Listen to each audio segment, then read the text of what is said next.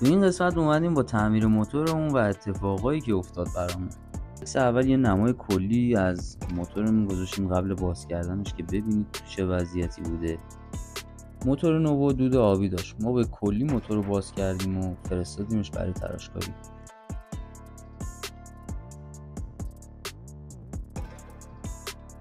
بعد از تحویل موتور و پیستونا از تراشکاری با این صحنه مواجه شدیم که یکی از پیستونامون ترک خورد.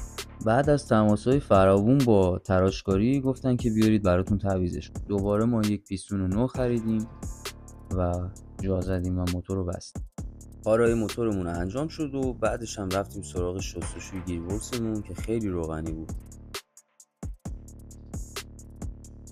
تمام دست گیربکس‌ها و دست موتورهامون هم نو شد. پیج من رو دنبال کنید، ادامه بازسازی نوو رو براتون میذارم.